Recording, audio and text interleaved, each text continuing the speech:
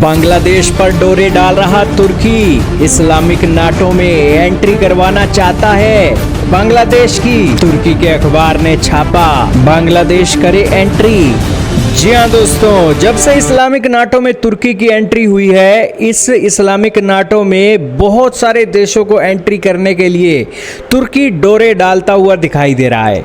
दोस्तों, भारत के जो एक मित्र देश रह चुके हैं, उनको भी तुर्की ने एक न्योता दिया है कि यहाँ पर आप आओ और इस्लामिक नाटो में शामिल हो जाओ। यही कारण है कि जब से इस्लामिक नाटो बना है, जब से तुर्की की एंट्री इसमें हुई है, तब से दोस्तों इस ग्रुप के अंदर बड़े हाथ पैर मारने की कोशिश तुर्की कर रहा है।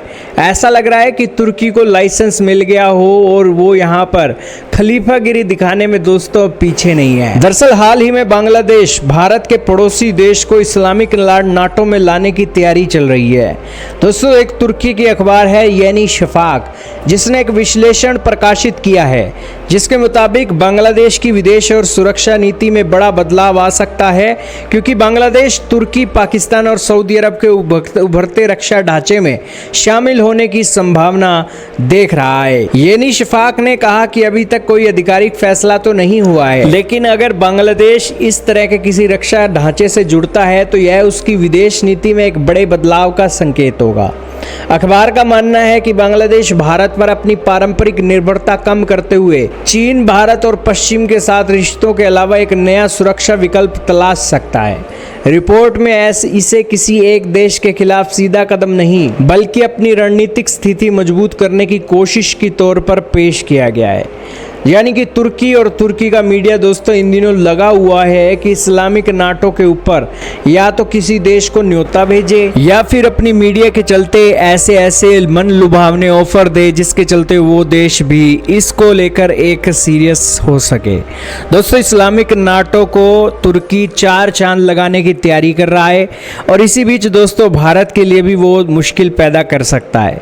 दोस्तों, बांग्लादेश पहले ही तुर्की के अंदर अपने रक्षा क्षेत्र की बुनियादी ढांचे को खड़ा करने के चीजों को देख रहा है और भारत और बांग्लादेश की करीब 4096 किलोमीटर लंबी सीमा के ऊपर नजर बनाने के लिए तुर्किश ड्रोनों पर निर्भर है।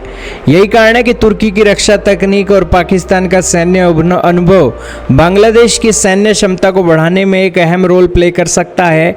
इस नजरिए से दोस्तों बांग्लादेश तुर्की के इस पहलू को एक गौर कर सकता है। खैर, कुछ भी हो, लेकिन ये भी एक मुस्लिम कंट्रीज़ है और मुस्लिम कंट्री होने के नाते दोस्तों भारत के साथ रिश्ते भी इन दिनों इतने ज़्यादा अच्छे नहीं चल रहे हैं। यही कारण है कि येनी शफाक का ये आर्टिकल बांग्लादेश को एक न्योते की तरह है कि तुम भी इस्लामिक नाटो के अंदर एंट्री कर जाओ और भारत से अपनी जो डिपेंडेंसी है उसको कम कर दो। हालांकि तुर्की का ये मीडिया और तुर्की ये दावे तो कर सकता है, लेकिन अंतिम फैसला तो उन्हीं देशों ने लेना है।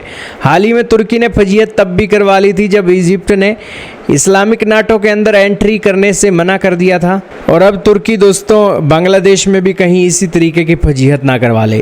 खैर, तुर्की और पाकिस्तान में एक बात बिल्कुल कॉमन लगती है कि भले ही इनकी कितनी भी फजीहत हो जाए, लेकिन ये अपनी फजीहत कराने से दोस्तों डरते नहीं हैं, पीछे हटते नहीं हैं। आपका क्या मानना है, कमेंट सेक्शन में बताइएगा।